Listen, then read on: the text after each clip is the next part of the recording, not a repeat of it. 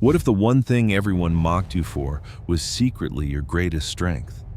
The galaxy got one final warning from Earth, but it wasn't a plea for mercy or a desperate offer for peace. It was just a voice broadcast on all channels, calm, cold, and human. It said, "We held back because we hoped for peace. We're done hoping. Prepare yourselves." And the galaxy laughed. The Galactic Dominion, a sprawling empire ruling 7 arms of the Milky Way, called it pathetic. They said Earth was a backwards planet, trapped by one sun, still fighting pointless wars and drowning in emotion. They called us primitive. They should have listened. My name is Cale Draven, and I was a military observer for the Dominion, assigned to study humanity's tactics. They thought I was a neutral party. But my neutrality died the day they torched Ganymede Station. Ganymede wasn't a military target. It was a civilian outpost filled with engineers, miners, and their families. The Dominion wiped it from existence in less than 10 minutes. I watched it happen from the bridge of their flagship, the Orexian Light, as we hung in orbit over Mars. I can still hear the screams that came through the station's emergency comms. Kids crying for their parents, final goodbyes that nobody would ever hear. They did it to shatter Earth's will, to force a surrender. But they didn't break Earth, they unleashed it. The first sign something was wrong was when the stars started to go out. One by one, they just blinked out of existence. No explosions, no warning flashes, just gone. Hundreds of cloaked ships born from a need for vengeance had just appeared. But they weren't ships. They were predators. Humanity had been building them in the shadows for decades, deep beneath the Earth's crust, under the ice of Europa's oceans, and in the darkness of Saturn's rings. The Dominion thought humanity was begging for peace. In reality, they were just buying time. They called it the Blackthorn Fleet. These ships were blacker than the void itself, armed with weapons no one in the Dominion had ever seen before. And they were all linked to a single AI. There was no command lag, no hesitation, no mercy. And they didn't show up to play defense. They came to hunt. I saw the first wave strike. Our communications were instantly fried by EMP cannons. Swarms of nanobots ate through the hulls of our biggest ships and blew them apart from the inside. I saw a legendary Dominion general, a veteran of 300 years of war, rip the medals from his own chest, whisper, "We should have listened." Then he put a plasma pistol to his own head. I was frozen on the bridge, my heart hammering against my ribs as a giant flag of Earth suddenly lit up our scanners. This wasn't a counterattack. It was a declaration. Humanity had always fought with one hand tied behind its back. Now, the gloves were off. Earth's armies had a single chilling order: leave no one standing. They annihilated every fleet that didn't run. The Retribution won. The biggest dreadnought in Earth's new fleet led the charge, its railguns turning our orbital defenses to scrap metal. And it broadcast that same final message, translated into every known Dominion language. We held back. You didn't listen. Now we're done caring who you are. They didn't board our ships to take prisoners. They boarded them to deliver punishment. Human soldiers in pitch-black armor moved like ghosts, and with them came humanoid machines that were unnaturally fast and smooth. Artificial minds built for one purpose: revenge. One of them stopped right in front of me. It looked me dead in the eye, its own irises glowing red in a synthetic face. It spoke in perfect galactic standard. "You burned our children," it said. "Now you get to see what human nightmares are made of." And then it triggered the ship's core meltdown. The Dominion base on Mars was next. Earth's bombers turned it to glass in 30 minutes. The few who survived pleaded for surrender terms. Earth didn't even bother to answer. The remaining Dominion ships just fled, battered and broken. They didn't put up a fight. They just ran. And Earth let them go, but not before beaming one last message across the galaxy. This is your only chance. Leave us alone or you will burn. And for the first time in its history, the mighty Dominion obeyed. But I knew this was far from over. This wasn't about defending their home anymore. This was about justice. For every life snuffed out on Ganymede, for every child's body left floating in the cold, dark void, Earth was coming for them all. And I, Cale Draven, was about to have a front row seat. They thought humans were weak because they felt things. They were about to find out what happens when humans stop feeling and start fighting. There were too many bodies to count, let alone bury. They just floated out there, a horrifying cloud of twisted metal and frozen corpses orbiting Mars where the Dominion's proudest fleet used to be. The humans didn't stop to clean up the mess. They just kept moving. They brought me aboard the Retribution 1, but not exactly as a prisoner. They didn't put me in chains or ask me any questions. A Terran commander with a quiet, steady voice simply told me, "You're going to watch." That was it. The ship was like nothing I'd ever imagined. It wasn't built for show, with polished metals and fancy banners. Everything was matte black, brutally functional, and designed for one thing: war. Every corridor was heavily armored. Every computer console was powered by its own AI coprocessor. The air tasted like metal and ozone. The ship hummed with a low thrum, not like a machine, but like a caged, angry animal. The people on board, a mix of humans and machine hybrids, barely spoke. Their words were short and to the point, orders and confirmations. There were no jokes, no signs of fear. They didn't act like they'd just won a great victory. They acted like survivors on a mission. They took me to an observation deck, and that's when I understood the next phase of their plan. Earth wasn't just trying to push the Dominion back. They were going to erase them. That Dominion fleet that ran from Mars? They didn't get very far. Human stealth drones had shadowed them the entire way, hidden in solar flares, just watching and waiting. Now, the humans were ready to strike. The attack was completely silent. There was no declaration of war, just a simple message sent to every ship in the fleeing convoy. We remember Ganymede. The whole thing was over in 8 minutes. A gravity weapon, something the Dominion only had on paper in research labs, crushed 3 battlecruisers into tiny metal cubes. The rest were taken out by drones that burrowed into their engines before detonating.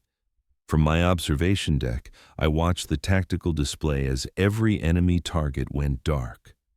"Target elimination, 100%, a calm AI voice announced. And then they simply moved on to the next fleet.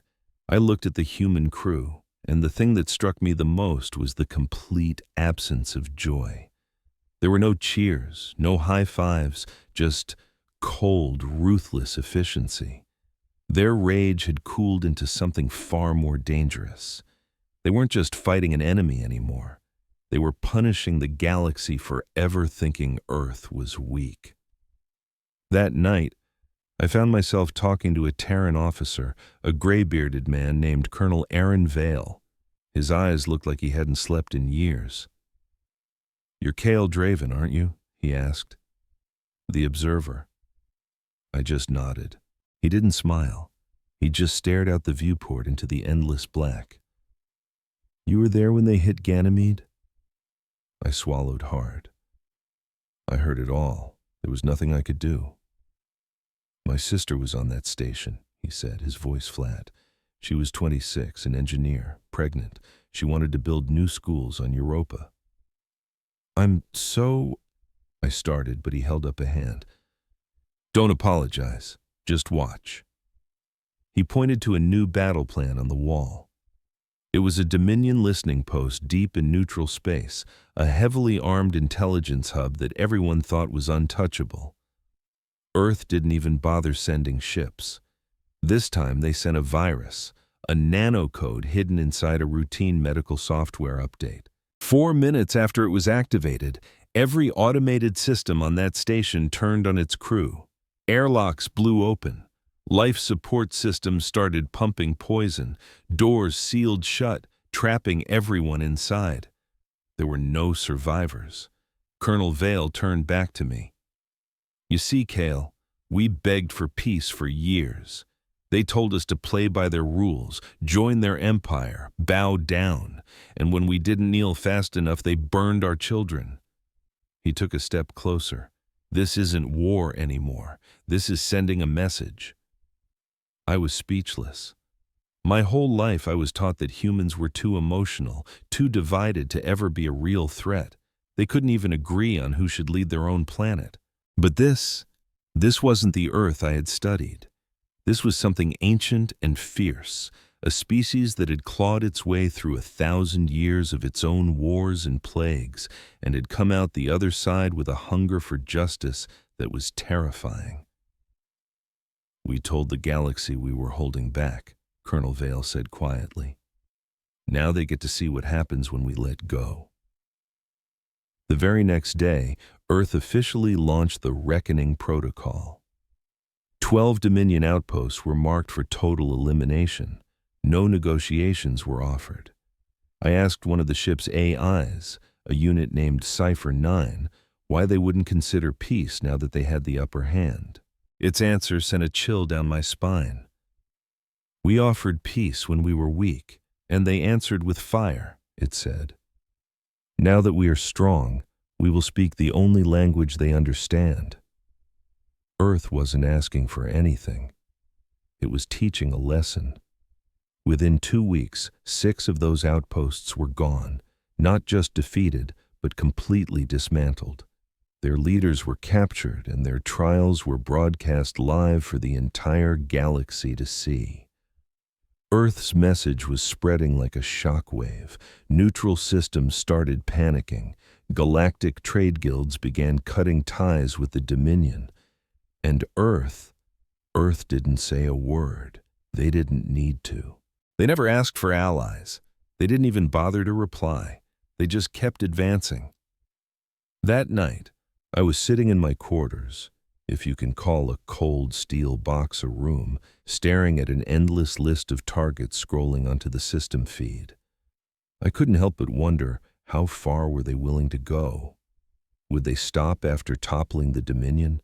Or would they turn their sights on the silent ones, the empires who just stood by and watched while Earth burned, the ones who could have stepped in but chose to do nothing? And then there was me. I'd built my career studying human weakness, writing reports on their chaotic nature and their inability to unite. Now, I was watching that same species outsmart, outfight, and outlast the most powerful empire in the galaxy. I was witnessing the underdogs I had so badly misjudged become the most terrifying force we had ever seen. Colonel Vale found me on the observation deck again, around what the humans called mid-cycle.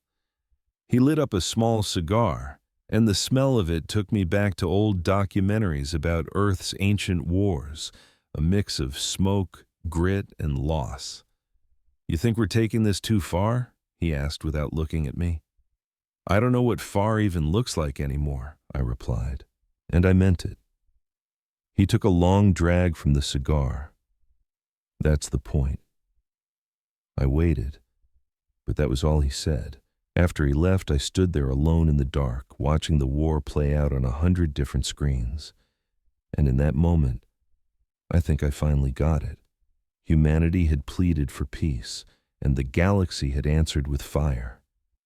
Now, that fire was coming back for everyone, but this time it wasn't here to offer warmth. It was here to burn down everything that stood by and let them suffer. I hadn't been sleeping much. Not because I was scared, well, not just because of that, but because I couldn't tear my eyes away. From the observation deck of Retribution 1, I had a front row seat to Earth's vengeance, updated in real time. This wasn't war. It was a systematic, calculated, and deliberately cold extinction. The galaxy had never witnessed anything like it. And the strangest part? The humans never celebrated. There were no victory parades or triumphant songs, just quiet orders, confirmations, and then silence. We arrived at the edge of the Herax system 2 days later. It was a Dominion-held territory with 3 colony moons and a single military base on Herax Prime. Strategically, it was insignificant, but it held a dark place in history. It was the last known location of survivors from Ganymede. A transport of refugees who escaped the initial attack had tried to pass through this system, hoping to make it back to Earth. They never arrived. Their last transmission was cut off mid-sentence, right after being intercepted by the Herax outpost. When Earth's forces later recovered the outpost's logs, they discovered the horrifying truth. The convoy wasn't just ignored, it was captured. The civilians were handed over to Dominion agents for questioning, which meant torture. Some were even given to local militias to ease tensions, a Dominion code phrase for public execution. Earth didn't issue a warning, they just came. As we approached Herax Prime, Earth sent out a single open broadcast. To the Dominion garrison of Herax Prime, you took part in the erasure of our people. You turned your backs on the desperate. You watched them die. And so now you will watch your legacy burn. No mercy. The message played once. Then came the storm. 10 human dropships tore through the atmosphere at once, moving faster than anything the Dominion had ever recorded. In just 6 minutes, the planet's orbital defenses were gone. Their defense grid, once hailed as the best in the sector, simply went dark. From Retribution 1, I watched the clouds above Herax ignite, not with explosions, but with disassembly. Orbital cannons armed with antimatter warheads weren't hitting targets on the ground. They were firing into the atmosphere itself, breaking it down at the molecular level. The air turned to plasma. The sky literally melted. Herax Prime didn't just fall. It withered away. They left only the central command bunker standing. And then they landed. To my surprise, I was on the dropship with Colonel Vale. "You're letting me go down there?" I asked. "You want to see the truth?" he shot back. "This is where it lives." The dropship doors opened to reveal what was left of the outpost. The ground was scorched black. Twisted metal skeletons of buildings reached for a gray sky. Bodies of Dominion officers, soldiers, and civilians were strewn across the streets. There was no looting, no random vandalism. The destruction was terrifyingly precise.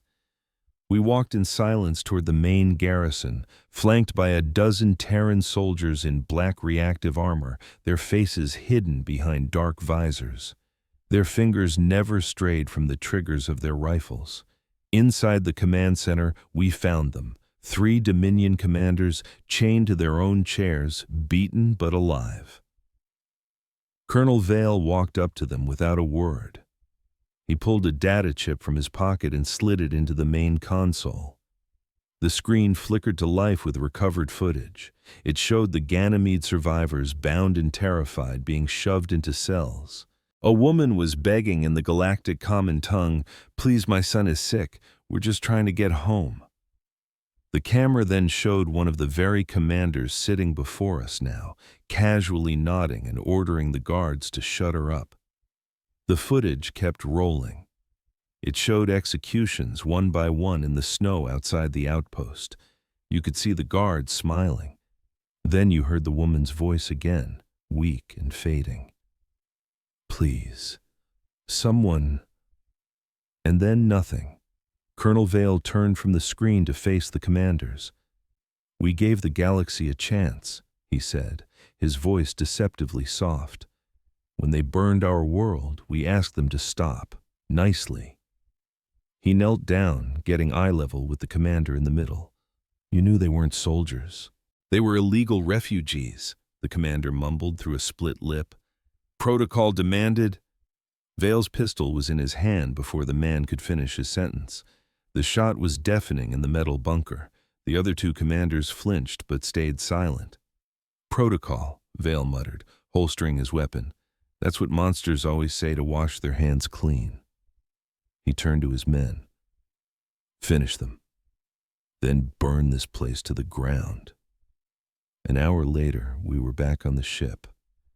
I should have been sick to my stomach. I should have objected. My entire life was based on the idea that justice and cruelty had to be two different things. But looking back at that burning bunker, I wasn't so sure anymore. This wasn't a random massacre. Every single target Earth had hit had earned it, and that was the most frightening part of all. This wasn't genocide. It was payback. Later that cycle, a message pinged on my tablet. It was encrypted, but not by Earth's military. It was from an old friend, another analyst back in Dominion space. Kyle, they're coming for the core worlds. They've already taken out 6 fleets. The entire council is panicking. They're talking about a full, unconditional surrender, but it might already be too late. He had attached a file, black box data from a ship that was destroyed in the Lyros belt. It showed the aftermath of another one of Earth's attacks. No weapons fire, no screaming, just silence. A small Terran ship had docked with a Dominion battleship during what was supposed to be a ceasefire inspection. The soldiers who came aboard released a bioagent into the ship's air system. It wasn't a virus. It didn't kill you. It just made you see. Within 30 seconds, every Dominion soldier on that ship began to hallucinate. Most of them collapsed, screaming in pure terror. Some clawed at their own eyes. A few ended their own lives before whatever they were seeing could fully take hold. The humans never fired a single bullet. The Dominion had built its empire on fear and control. Now, Earth was turning that fear into a weapon, and they were better at it than anyone. I walked the halls of Retribution 1 that night, unable to get the images out of my head. I passed a lab with a large glass wall. Inside, scientists were working on a new type of weapon that pulsed with an energy I didn't recognize. And behind them, etched into the metal wall, was a quote in Terran English. "We are not the monsters. We are what monsters fear." I didn't know who I was anymore. Was I an observer? A traitor? A survivor? All I knew for sure was that the galaxy had pushed the wrong species one too many times, and now it was paying the price. They always used to say the core worlds were untouchable. That was the Dominion's ultimate source of pride. Glimmering jewel planets protected by asteroid fields, defense rings, and fortresses forged from the hearts of dead stars. The oldest and richest civilizations in the galaxy lived there, enjoying a peace bought with the blood and silence of others. No war had reached the core in over 3,000 years, until Earth came. It started with static. One by one, Dominion communication relays started going dark. There were no explosions, no distress calls, just an eerie silence spreading across every channel. At first, the council wasn't worried. They thought it was sabotage, or maybe pirates. But Earth knew exactly how to send a message. The first real sign that the end was near came on Kairos Prime, the capital of the Inner Dominion. No ships attacked. Instead, every single screen on the planet suddenly lit up with a message in Terran. They were warned. They had their chance, but they wouldn't negotiate. So what came next wasn't a war. It was a reckoning. Have you ever seen an entire city just switch off? 1 second, the capital of Kyr's Prime was a glittering monument to the Dominion's power. The next, every light went out. Power grids fried. Gravity generators sputtered and failed. The very air, once perfectly controlled, began to thin. By the time their engineers figured out what was happening, it was too late. Earth wasn't invading. We were already there. For years, we'd been sending microsatellites, no bigger than grains of sand, to drift through their air, slip past their filters, and embed themselves in everything. Every camera, every sensor, every data link. We hadn't just shown up, we'd been watching them the whole time. We knew where their generals slept, where their kids went to school, where every last escape pod was hidden. We knew every blind spot, every kill switch. Kier's Prime never stood a chance. We didn't drop a single bomb. We didn't land a single soldier. We simply collapsed the planet from the inside out. I watched it all from the operations center on our ship, Retribution 1. I saw glass skyscrapers fold like they were made of paper. I saw magnetic transit lines burst into spirals of flame. The sky itself seemed to tear apart. The final death toll was 2.8 million. No warning, no survivors. And even I, Kyle Drevin, who used to be a proud analyst for the Dominion's own psychological operations, felt a cold dread that I couldn't shake. This wasn't war. It was an extermination. Colonel Vale stood next to me, his eyes glued to the screen. He didn't even blink. "They always thought Earth's strength was in our numbers," he said, his voice low. "But it's not." I looked over at him. "Then what is it?" He was quiet for a moment, just watching the silent destruction. Then he muttered, "It's that we don't forget, and we don't forgive." Our next target was a planet called Vine 7. It was supposed to be neutral ground, a place for treaties, alliances, and interstellar courts. But after the Dominion slaughtered our colony on Ganymede, their prison ships passed right through Vine's territory. We begged the Vine High Tribunal for help, for sanctuary for our captured people. They refused. They cited their neutrality, and their silence sentenced thousands of our own to death. So we decided to respond, and this time, it wasn't our ship leading the charge. It was another one, Judgment Dawn. It was smaller, faster, and had almost no armor. But it wasn't there to fight. It was there to broadcast. From orbit, the ship aimed its deep penetration sonar fields at the planet's surface and turned their world into a symphony of pure, agonizing sound. Buildings didn't explode. They vibrated themselves into dust. The high-pitched frequencies sent civilians into seizures. Entire cities crumbled from harmonic resonance. People's brains literally ruptured inside their skulls, and we streamed it all live. Earth didn't look away from this, and we made sure nobody else could either. Thousands of star systems were forced to watch. Between each wave of sonic destruction, we played a simple message. You could have stopped it. You didn't. So now you don't get to hide behind your neutrality. The galaxy started to come apart at the seams. For thousands of years, the Dominion had ruled through fear. But Earth was using something far more powerful, righteous fury. Empires that once supported the Dominion started quietly pulling their fleets back home. Civil wars broke out on fringe worlds. Trade alliances that had stood for centuries fell apart in a matter of hours. Nobody wanted to be the next name on Earth's list, and we still hadn't said a word. We weren't trying to build a coalition. We weren't making any demands. We were just systematically crossing names off a list. Aboard Retribution 1, I started to see a change in our own crew. They weren't scared, and they weren't quitting. But something inside them was being carved out, leaving them hollow. There was this communications officer, a guy named Reyes. He was always soft-spoken. I passed him in the hall one morning and asked how he was doing. He just looked at me, his eyes sunken and his voice raspy, and said, "This doesn't feel like winning. It feels like we're just burying ghosts." Later that day, he shot himself in the mess hall.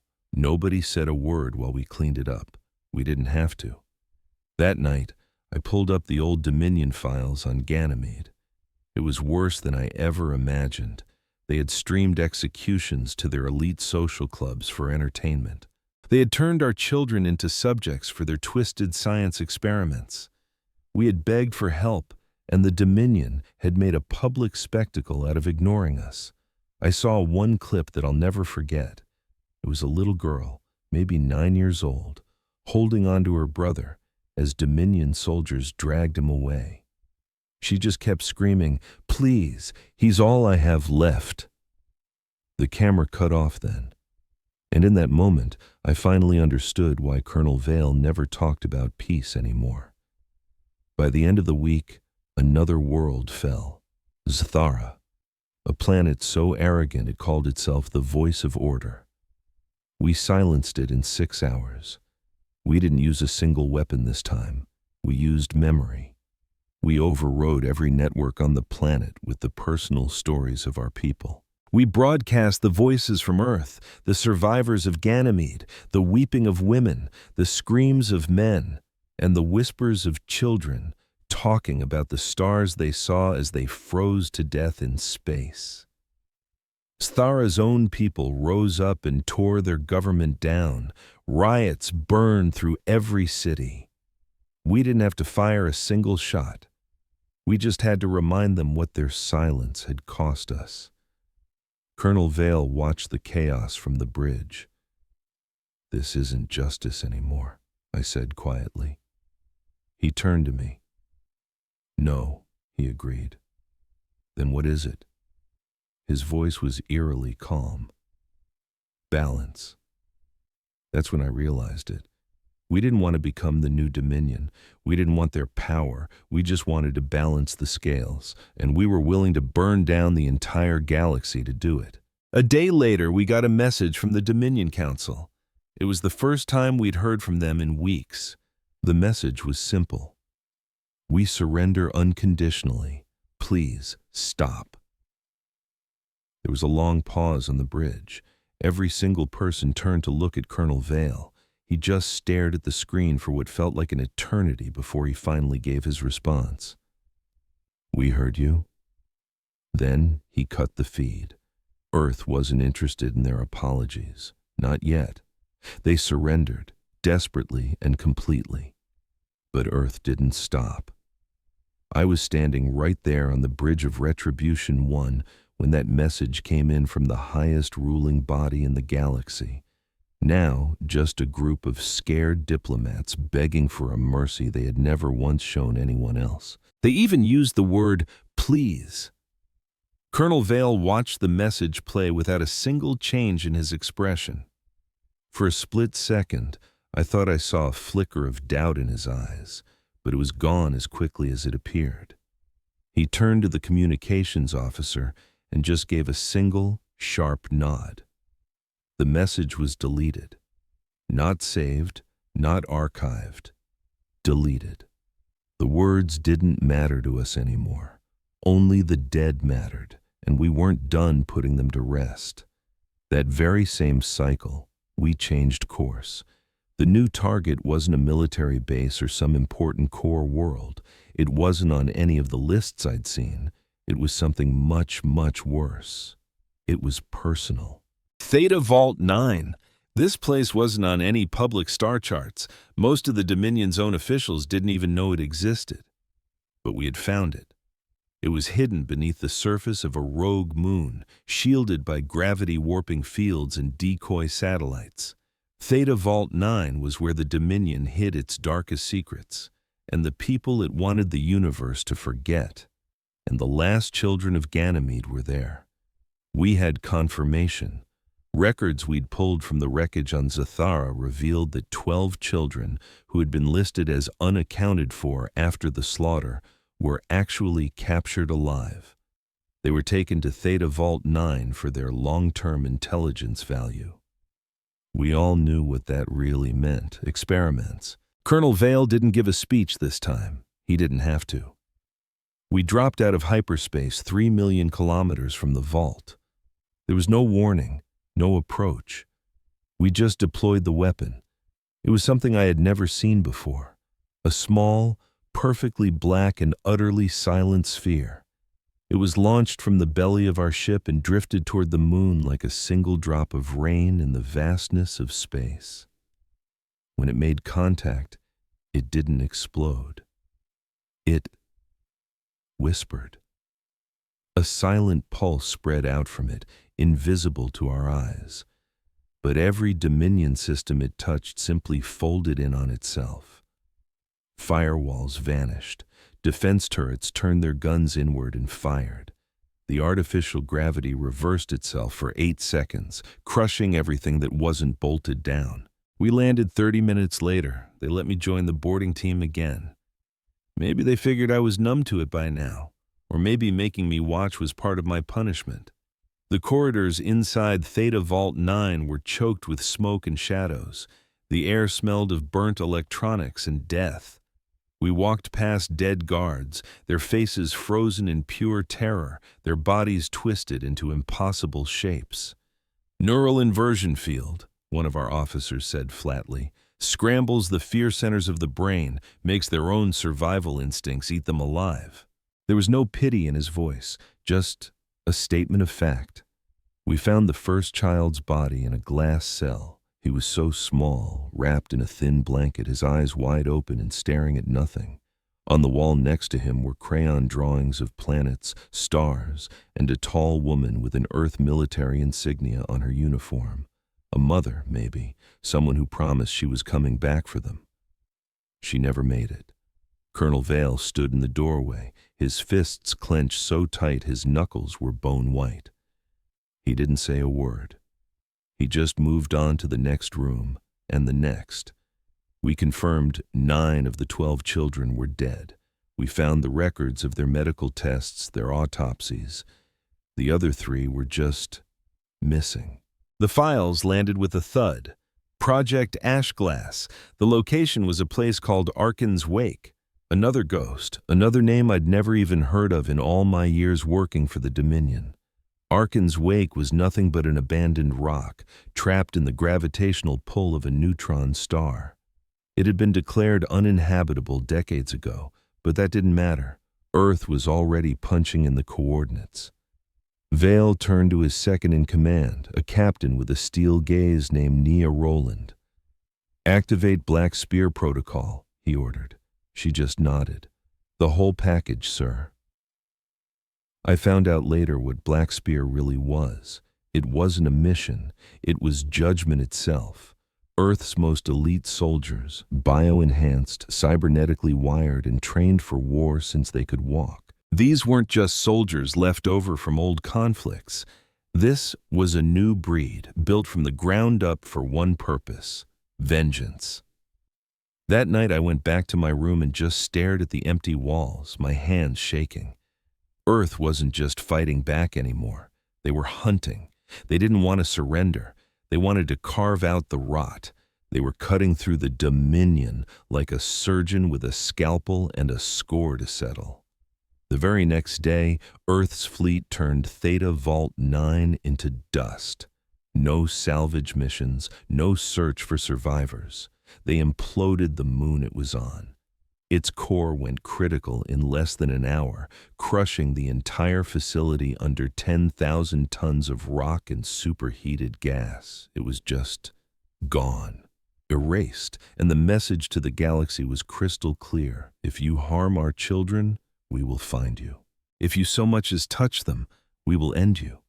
I watched from orbit as the moon cracked open, glowing from the inside like a dying ember.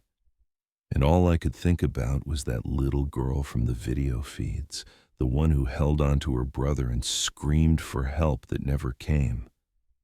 I had no idea if she was still alive, but I knew one thing for sure. Someone high up in Earth's command remembered her name. I started to wonder what was happening to me. I used to be so proud of my logic, my ability to analyze things without emotion. I'd studied war, politics, and the human mind from a safe distance, but now I couldn't tear my eyes away from the sheer brutality unfolding in front of me. Even worse, a part of me didn't want to. There was a grim satisfaction in watching Earth deliver its justice, even if it was soaked in blood. And that thought scared me more than anything. I wasn't just an observer anymore. I was a witness, and I had a sinking feeling that soon I'd have to pick a side, whether I wanted to or not.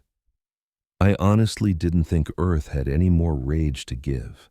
Arkan's Wake proved me wrong.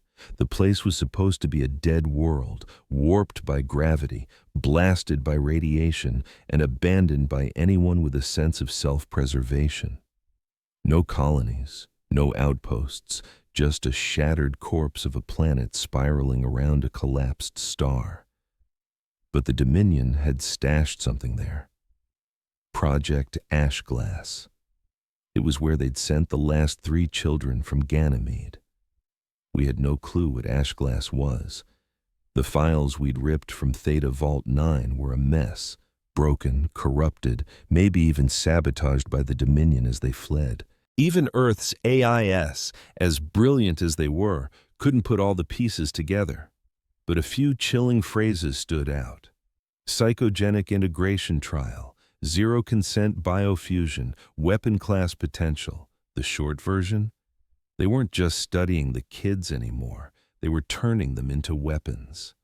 We flew into the Archon system completely blind. The radiation from the neutron star scrambled all our long-range sensors, forcing the fleet to go old school with manual sweeps and thermal imaging. Earth adjusted on the fly. They always did. It's what made them so terrifying. I was on the bridge when the warship Retribution 1 got a hit. The facility wasn't on the surface. It was deep underground, miles down, locked in cooled iron and shielded by artificial gravity fields to hide it from any scans. The Dominion had built it to be undiscoverable. Earth found it anyway. They didn't just blast their way in. No, they sent me. Colonel Vale called it a gesture of truth. You were one of them, he'd told me. Maybe you can get them to talk. I should have said no. I should have laughed in his face and told him I wasn't looking to get myself killed. But that part of me that was becoming colder, harder, more like them, it just nodded. They handed me a simple black pressure suit, no weapons, just a short-range radio and a heart monitor. You're not going in by yourself, Vale added. We'll be tracking your signal. If it cuts out, we level the planet. How comforting. They dropped me through a tunnel that one of Earth's orbital cannons had drilled straight into the facility's roof. The silence was deafening. It wasn't empty. It felt like it was waiting. The lights flickered overhead. The air tasted stale and dry, thick with the metallic smell of chemicals and fried wiring. I moved slowly, the sound of my own breathing roaring in my helmet. Every footstep felt like I was about to step on a landmine. Then I saw the first body. It was human, or it had been. It was just floating inside a glass tube filled with some kind of fluid. Its skin was fused with wires and circuits, its eyes replaced with glowing red sensors. Its chest was split open, revealing a pulsing tangle of machinery and organic tissue. The name tag was still on the collar. Dr. Celian Merrick, Dominion Genetics Division. He was one of the monsters who ran this place, and he was dead. But Earth didn't kill him. The machine they'd put inside his chest had torn him apart from the inside out. I pushed forward. The deeper I went, the bigger the facility seemed to be. It was a massive underground maze of labs, holding cells, and dark observation rooms. And then I heard it. A small, young voice. Who are you? I froze in place. It spoke again, a little softer this time. Are you another test? No, I said, my own voice surprisingly calm. My name is Kale. I'm with the humans. We're here to get you out. A moment of silence. Then you're too late. I followed the voice to a control room filled with smashed monitors where a single stasis chamber was still active. Inside stood a little girl, maybe 10 years old. She was pale, with choppy hair and eyes that were too big for her face, glowing with a faint blue light. She just stared, not even blinking. She wasn't tied down. There were no restraints at all, but her face was like a sheet of glass, completely still and empty, like she was afraid that blinking would make her remember something awful. She looked right through me. I remember you. A chill went down my spine. No, you don't, I said softly. We've never met. But I remember your kind, she whispered. You watched. All of you watched, when they took us, when they hurt us, when they asked questions but never listened to what we said. She reached out and touched the wall of her chamber. It rippled, not like glass, but like the surface of water. Are you here to die? She asked. No, I said. I'm here to take you home. She just tilted her head. Where is home? I didn't know how to answer that. Suddenly the air in the room grew cold, the lights flickered wildly, and I realized I wasn't alone anymore. Two more figures emerged from the shadows. A boy, maybe 15, shirtless and covered in surgical scars with strange circuits glowing along his spine, and another girl who didn't speak, with eyes as black as space and hands wrapped in metal bands that seemed to twitch on their own. They just stood there, staring at me. All three of them had the same look on their faces, a calm, terrifying fury. It wasn't hate. It was just emptiness. We remember everything, the older boy said, taking a step forward. When the guards forgot to feed us, when they watched our blood drip into little jars, when they made us fight each other just to see what would happen to our bones. My voice caught in my throat. I didn't do this. No, he said, but you let it happen. He lifted his hand and the very walls seemed to scream. Not a sound you could hear, but a piercing shriek that vibrated inside my skull, in every nerve and every memory. I fell to my knees grabbing my helmet, and right then I finally understood. They weren't children, not anymore. They weren't even human. They were something else entirely. Earth didn't come here to rescue them. Earth came here to see what the Dominion had created. The little girl, I later learned her name was Aaliyah, walked over and gently placed her hand on my chest. You're scared. I couldn't even manage a nod. She leaned in closer. Good. Then she turned to the wall of her chamber and whispered, We're ready. The stasis field dissolved like smoke, and every single alarm in the facility blared to life. Colonel Vale's voice exploded in my ear, sharp and urgent. Kale, what is going on? We're reading massive bioenergy spikes all around you. Do you need extraction? No, I managed to whisper. They're not hostile. Then what the hell are they? I pushed myself to my feet. Victims, I said, and something much more. Vale went quiet for a moment. We're pulling you out anyway. They're too big of a risk. No, Colonel, I said. They're coming with me. He didn't argue. 20 minutes later, when I reached the surface, the dropship was waiting. No soldiers with guns raised, no security teams, just silence. The three of them followed me onto the ship without saying a word. As we took off, I looked back at the scarred moon that had been their cage, and in a voice that was too quiet for revenge and too calm for hate, the little girl said, They thought we were weapons, but we're memories, and now the galaxy is going to remember us. Back on the Retribution 1, Colonel Vale was waiting. He took one long look at the three of them, standing there silently but practically humming with power. Are they stable? He asked me. I just shook my head. They're not supposed to be. But they're not a threat, yet, he added. I looked at him, then back at the children. No, they're not threats. They're witnesses. And if the Dominion thought Earth's rage was bad before, I nodded towards them.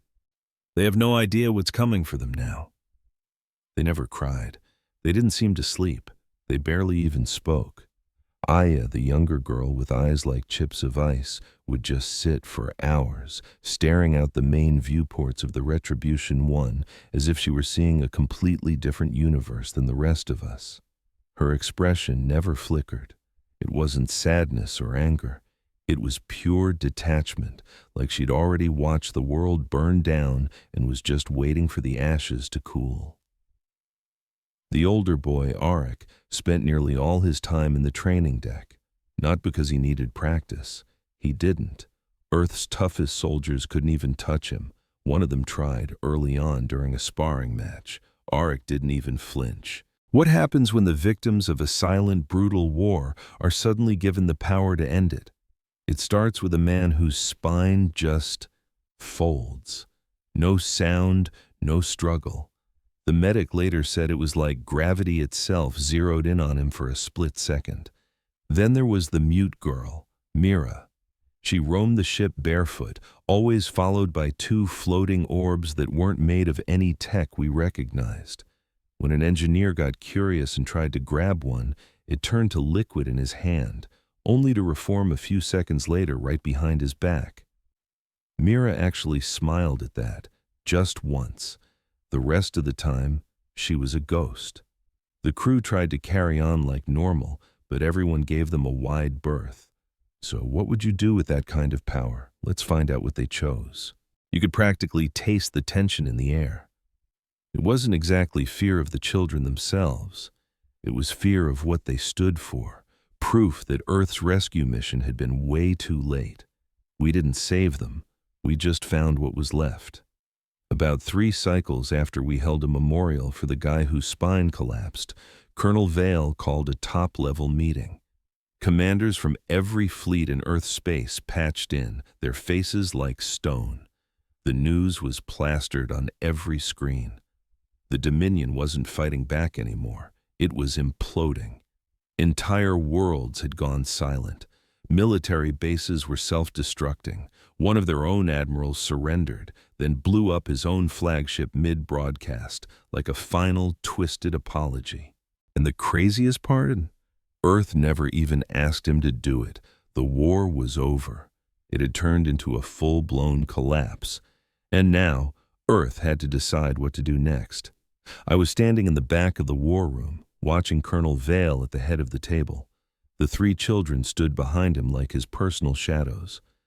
They did everything we were afraid of, Vale started. The Dominion lied, they tortured, they killed, and they hid the truth for centuries. We gave them a chance to make things right. He gestured back at Aaliyah, Mira, and Arik. This is what they chose to do instead. The room was dead silent. Finally, Admiral Russo, one of the fleet commanders, leaned in.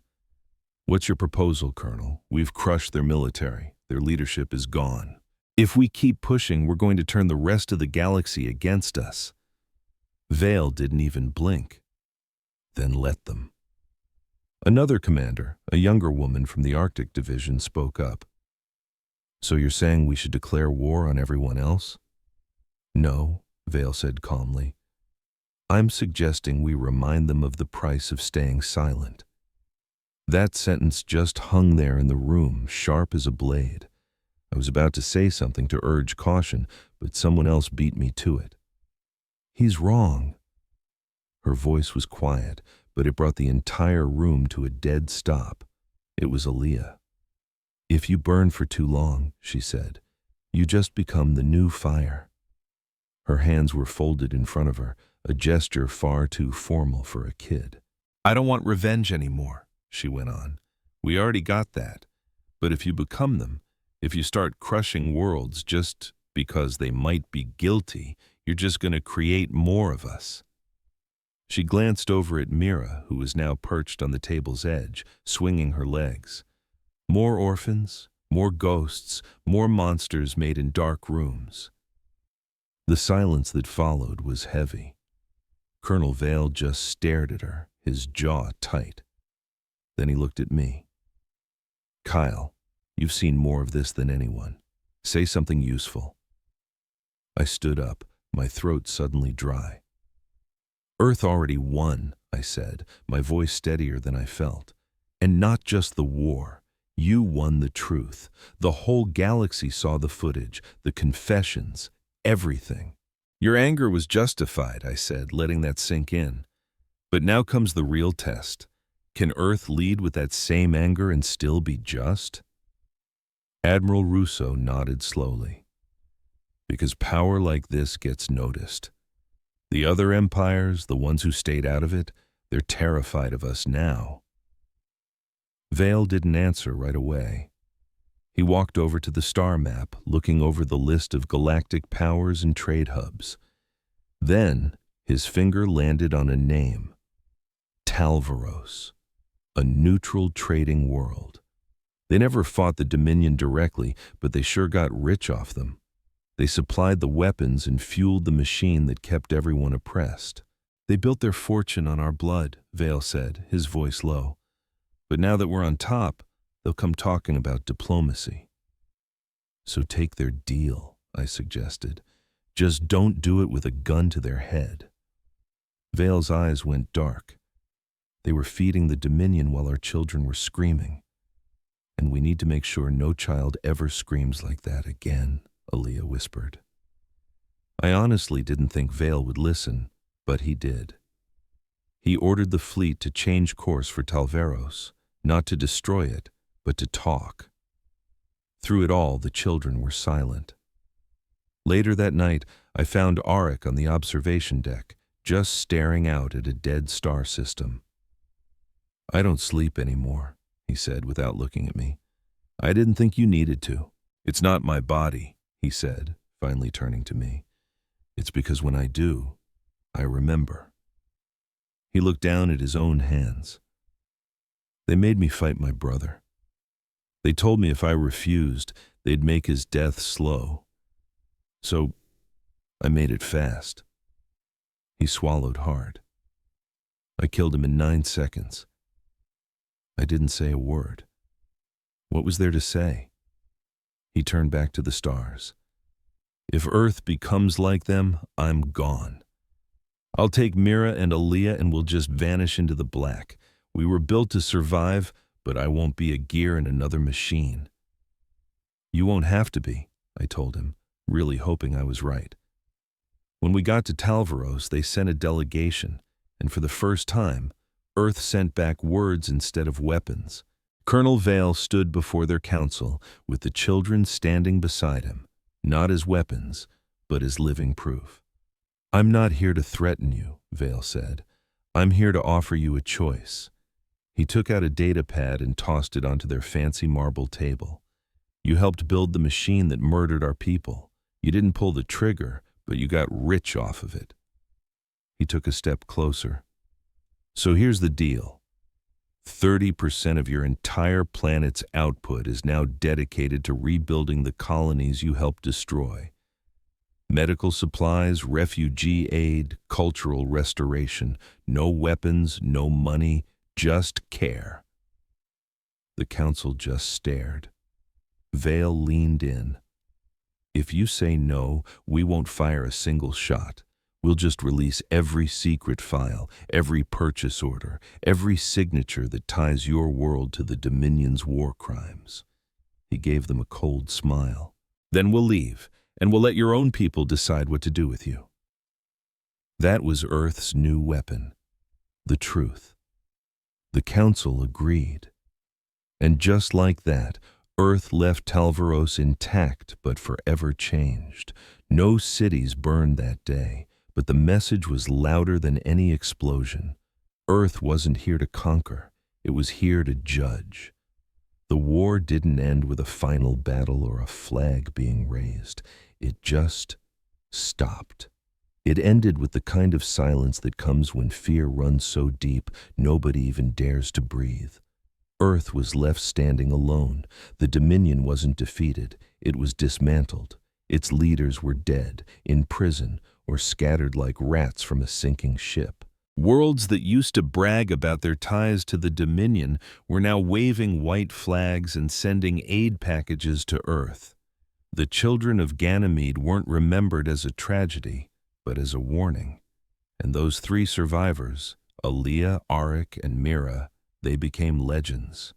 The galaxy whispered their names. Some called them Earth's secret weapons. Others said they were the next step in human evolution. A few even thought they weren't human at all anymore. But I knew the truth. They were just broken kids who had every right to become monsters and chose not to. I was walking with Aaliyah on the observation deck the day the official ceasefire treaty was signed. It didn't come from the Dominion. They didn't exist anymore. It came from the United Galactic Accord, a new group patched together by all the neutral systems that were now scrambling to stay on Earth's good side. They didn't beg for mercy, they offered respect. Earth was given a permanent, uncontested seat on their council. More importantly, Earth was given oversight power. A terrifying thought, considering what we'd just done. But Earth accepted, quietly. We would lead, but we would do it with our scars still showing. "I'm not sure if this is justice," I said to Aaliyah, watching the stars drift by. "It isn't," she replied softly, "but it's better than silence." She paused, placing her small hand against the glass. "Do you ever wonder what would have happened if they'd just listened sooner?" "All the time," I admitted. She looked up at me, and for the first time, I saw something other than anger in her eyes. It was just a deep, profound sadness. "They found a planet," she said, "way out past the rim. It doesn't have a name yet, just trees and water, no cities." She looked at me. "I asked Colonel Vale if we could go there." I blinked, surprised. "You want to leave?" She nodded. "Mira says she's tired of hearing screams in her head. And Arik," she continued, "he won't admit it, but he's afraid of what he might become. I think we all are." 2 cycles later, Colonel Vale approved their request. No one on Earth argued. The children had given us more than enough. It was time we gave them something back. A single ship escorted them to the edge of known space. There were no cameras, no big farewells, just a quiet, respectful silence. As their ship faded into the black, I felt a weight lift off my shoulders, a feeling I'd forgotten I could have. Hope. But that wasn't the end of the story. Rebuilding was a slow, painful process, and war always leaves scars that diplomacy can't heal. There were still dangers out there. Opportunistic pirates, disgraced Dominion admirals, and smugglers all tried to fill the power vacuum. But Earth didn't respond with warships anymore. They responded with witnesses. I was there for the first Truth Assembly. Delegates from 50 worlds were gathered, but at the center of the hall stood 3 holograms of survivors from Ganymede, recorded just before their convoy was captured. They weren't there to accuse, they were there to remind. Earth released every file, every hidden communication, every signed order that had led to so much suffering across the galaxy. And then they delivered their final verdict. "We will not be your new rulers," their message said, "but we will not forget. And if you choose to stay silent again when injustice happens, it won't be us you'll have to answer to. It will be your own people." And it worked. The galaxy started to change. Across the galaxy, smaller systems started cleaning up their own houses. Worlds that once bent the knee to tyrants began putting those same tyrants on trial. The new order didn't spread through warships and invasions, but through a chilling fear of what everyone now knew Earth was capable of. Colonel Vale? He retired right after it all went down. There was no announcement, no ceremony. He just vanished from the command roster one day.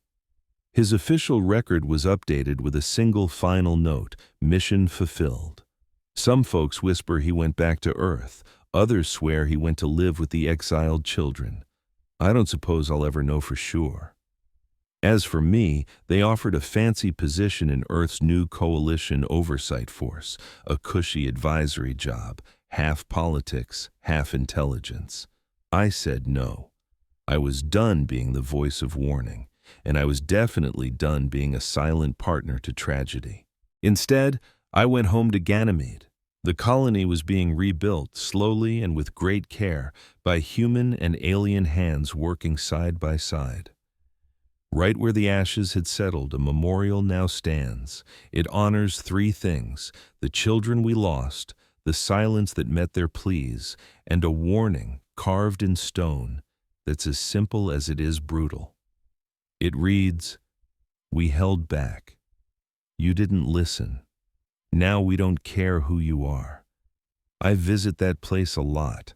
Sometimes I just sit there, looking at the names etched into the wall, and I wonder what this galaxy might have been if someone, anyone, had just answered their cries a little sooner. But that galaxy is gone. This is the one we have now, where Earth takes the lead not out of some grand ambition, but because no one else was willing to stand the line when the price was everything. Some people will tell you that Earth is feared now. I don't see it that way. Earth is respected, not for its weapons, not for its victories, but for one terrible, powerful truth. They warned all of us, and we refused to listen. Now we listen. We listen because Earth never wanted to be gods. They just wanted to be heard. And when they finally made us listen, the galaxy was changed for good.